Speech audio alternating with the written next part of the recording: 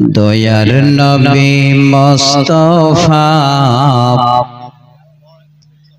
জন্মভূমি ছেড়ে হায়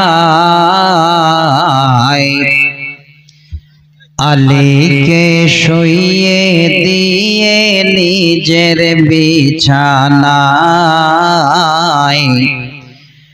আলীকে শুইয়ে দিয়ে নিজের বিছানায় কাফেররা দলে দলে নবীজিকে মারবে বলে কাফেররা দলে দলে নবীজিকে ধরবে বলে সারা রাতে চারিদিকে ছিল পাহারায় আলীকে শুইয়ে দিয়ে নিজের বিছানায়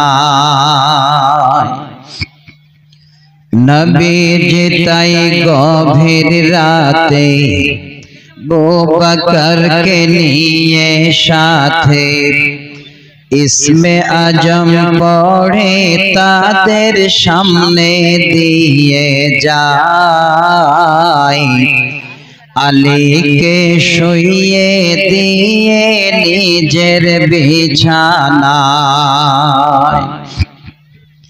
কাফেররা জানতে পারে নবীজি নাই আপন ঘরে বকার মতো বেকুব সেজে চারিদিকে ধায় আলীকে শুইয়ে দিয়ে নিজের বিছানায়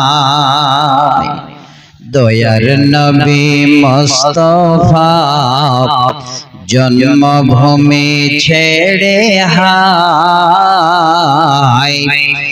আলীকে শুইয়ে দিয়ে নিজের বিছানায় আলীকে শুইয়ে দিয়ে নিজের বিছানায় উপস্থিত সম্মানিত সভাপতি সাহেব মঞ্চ উপবিষ্ট আকাশের সাদৃশ্য উলামায়ে কিরাম সম্মুখে বসে থাকা সকল বয়োজ্যেষ্ঠ বয়কনিষ্ঠ শ্রোতা মণ্ডলী পর্দার আড়ালে বসে থাকা পর্দানাসীনা অবলা সরলা মা খালা বোন ও বনান্যেরা সর্বাগ্রে সে রাব্বুল আলামিনের কাছে একবার শুকরিয়া আদায় করি যিনি আল্লাহ আমাদের হায়াতে রেখে প্রতি বছরের ন্যায় আবারও এই বছরের এই দিন ধার্য করে দিবাগত রাতে আল্লাহর কোরআন এবং সহিহ সুন্নাহ শোনার জন্য আল্লাহ আমাদের এখানে উপস্থিত করেছেন সেই আল্লাহর একবার আমরা গুণকীর্তন করি সকলে মিলে একবার পড়ি আলহামদুলিল্লাহ। আমাদের ধর্মের নেতা নবী কুলের শিরোমণি মা আমিনার দুলাল নবী মুহাম্মদ রাসূলুল্লাহ সাল্লাল্লাহু আলাইহি ওয়াসাল্লামের উপর শত কোটি শান্তি ধারা বর্ষিত হোক আল্লাহুম্মা আমিন। আল্লাহুম্মা সাল্লি আলাইহি আল্লাহুম্মা বারিক আলাইহি। ব্রাদার ইসলাম প্রতি বছরের নিয়ে আবারও আজকে একটা পুরানা কথা শোনাচ্ছি। এই বছর দিয়ে আমার খাতাতে বা আমার ডায়েরিতে প্রায় মোটামুটি 18 বছর রানিং আপনাদের এই মালুপাড়ায় এই কি আপনার এই দামাইপুরে হাজী সাহেব আপনাদের যিনি সেক্রেটারি মাঝে মধ্যে লোকটা স্মরণ করেন আল্লাহ ওনার হায়াত দারাজ করুক আল্লাহ ওনার স্বাস্থ্য শেয়ারকে যেন ভালো রাখেন পড়ি আল্লাহুম্মা আমিন। জানি না আমার যে কি মায়া মোহাব্বত হয়ে গেছে আপনাদের দামাইপুরের প্রতি আর হাজী সাহেবও যে কত ভালোবেসে ফেলেছেন আমাকে জালসার ডেট হলেই আগে আমাকে ফোন করে বলছে মাওলানা খালি আছে কিনা আপনি লিখেন।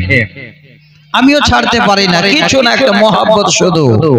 তো ভাই আমার আমি আপনাদের কাছে খুব মূল্যবান টাইম বা এই সময়টা প্রতিবারে পাই, আর এই সময়টা আপনাদের কাছে সত্যিতে খুব দামি। এই সময় অনেক কিছু নেবার কথা, আমরা যদি একটু চিন্তা ভাবনা করি, ঠিক মতো আলোচনা হয় তো আমরা নিতে পারি। আমি আপনাদের কাছে খুব লম্বা করছি না, তাড়াতাড়ি করে একের পর এক বক্তার ফেরেশ লম্বা আছে। আমার টাইম মাত্র 1.5 ঘন্টা। 1.5 ঘন্টাটা খুব বেশি টাইম নয়। দেখবেন একটু পরেই আপনাদের যখন হিড়িক শুরু হয়ে যাবে আর বক্তব্য রাখার টাইমে পাওয়া যাবে না। তো খুব তাড়াতাড়ি করে আমি আপনাদের সামনে একটা বিষয় বা একটা টপিককে নিয়ে আলোচনা করব। তার জন্য আল্লাহর কোরআন সূরাটার নাম হলো সূরা আনফাল, আয়াত নাম্বার 2। একটি আয়াত আমি পরিপূর্ণ পড়লাম। দ্বিতীয় একটি আয়াত সূরা আল বাকারা থেকে। এই যে ডেলি বছরে আপনারা কিছু না কিছু দিয়ে আপনাদের ব্যাংকে জমা রাখছেন, আল্লাহর খাতায় জমা করছেন, এর বিনিময়ে যে আল্লাহ দেবেন তার জন্য সূরা বাকারার 274 নম্বর একটি আয়াত আমি আবারও পড়লাম। আরেকটাই হাদিস পড়েছি সহি সনদে, মুসনাদে আহমদে হাদিসটা এসেছে এবং আবু দাউদের হাওয়ালা দিয়েছেন। হাদিস নাম্বার 3335। এই হাদিসের মাধ্যম দিয়ে আপনাদের আজকে এই দুনিয়াতে, আচ্ছা দোয়া করছি বোন, যাও। 2 বোন মা হারা, মার জন্য আজকে 2টা কোরআন মজিদ 2 বোন এসে দিয়ে গেছে। আল্লাহ তুমি দান কবুল করো। আল্লাহ আজকে এতিম সন্তান মা হারা, সেই মার কথা মনে পড়েছে মাবুদ। এই মাদ্রাসায় 2টা কোরআন মজিদ দান করেছেন সাদকায়ে জারিয়া হিসাবে। এর বদলে আল্লাহ তুমি তাদের মাকে আল্লাহ কবরকে প্রশস্ত করে দাও। আল্লাহ তার মার কবরকে আল্লাহ জান্নাতি বিছানা বিছিয়ে দাও। আল্লাহ পরকালে মেয়েদের সঙ্গে পরিচয় দিয়ে তোমার জান্নাতুল ফেরদাউসে জায়গা দিও। একটু খালি ঠোঁট দুটো হিলিয়ে পড়েন আল্লাহুম্মা আমিন। এবার যে হাদিসটা আমি পড়েছি, এই হাদিসটার অর্থ আপনাদের যখন আমি বলবো, এই দুনিয়াতে আল্লাহ পাক রব্বুল আলামিন তার ব্যবস্থা আমাদের করেন, তিনি নিজেই নিজ হাতে আমাদের এই ব্যবস্থা নেন। আমরা কেউ যেন কোনোদিন দুঃখে কষ্টে না থাকি, সেই সমস্ত রকমের কষ্টকে আল্লাহ দূর করেন। তিনি হলেন সবথেকে বড় ডাক্তার। এই জন্য এই হাদিসটাকে আমি আপনাদের সামনে পড়ে রাখলাম। এবার আসেন এই সময়টাকে আপনাদের সামনে একটু কাজে লাগাই। সব থেকে মুমিনের অন্যতম একটি বৈশিষ্ট্য আমি আপনাদের সামনে বলে দিই। দেখেন, মুমিন আর ঈমানদার এই দুটোর মধ্যে পার্থক্য আছে। মুমিন সবাই হতে পারে না। তাহলে আজকে এই মুমিন আমরা এখানে বসে আছি, আল্লাহ পাক রব্বুল আলামিনের আইন কানুন মেনে আমরা জীবন যাপন করি। আল্লাহ পাক রব্বুল আলামিনের কথা শুনে আমরা আমাদের জীবনটাকে আল্লাহ পাক রব্বুল আলামিনের কাছে সঁপে দিই। এই রকমের যাদের কিছু গুণাবলী আছে তাদেরকে বলা হয় মুমিন। যেমন আপনি কারোর সঙ্গে কথা বলছেন, মন কিন্তু আপনার গলছে না। আল্লাহর কোরআন যখন আপনি শুনছেন, অটোমেটিক আপনার ভিতরে যেন একটা এই রকমের ঈমানের আস্তে আস্তে করে একটা পাওয়ার বাড়ছে, যে দুনিয়া মনে হয় তখন কিছু নয়, যে আল্লাহ এই কোরআনের সব কিছু আমাদের আছে। ঈমানের স্পিড আস্তে আস্তে আল্লাহ আমাদের বাড়িয়ে দিচ্ছেন। তো আমি একাধ দুটো খালি বৈশিষ্ট্য বলছি। মুমিনের অন্যতম বৈশিষ্ট্য কি, এখানে দুটো কথা আমি আপনাদের শোনাই, লম্বা করছি না, চট করে তরজমাটা করছি।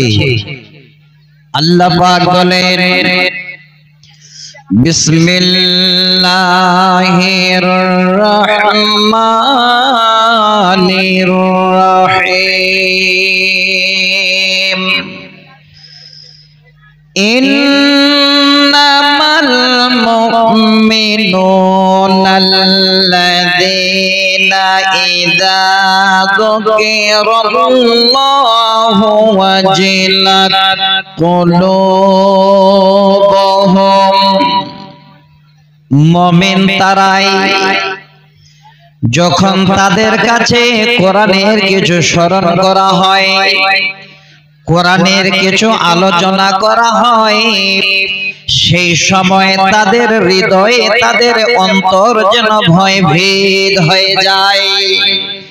ওয়া ইযা তুলিয়াত আলাইহিম আয়াতুহু যাদাতুহুম ঈমানা। এবং তাদের সামনে যখন কোন কোরআন তেলাওয়াত করা হয়, কোরআন পড়া হয়, আল্লাহর বাণী যখন তাদের সামনে পড়ানো হয়, ওই সময় তাদের ঈমান যেন বেড়ে যায়, তাদের ঈমানের স্পিড যেন আপার লেভেলে উঠে যায়। ওয়া আলা রাব্বিহিম ইয়াতাওয়াক্কালুন। আর যারা আল্লাহর উপরে নির্ভরশীল, যারা আল্লাহর উপরে সবকিছু নির্ভর করে। একটি আয়াত, এই ছোট করে তিনটি কথা আপনাদের শোনালাম। মুমিনের অন্যতম বৈশিষ্ট্য হলো আল্লাহর কোরআন যখন তারা শুনবে তখন তাদের অন্তর ভয় যেন ভীত হয়ে পড়বে।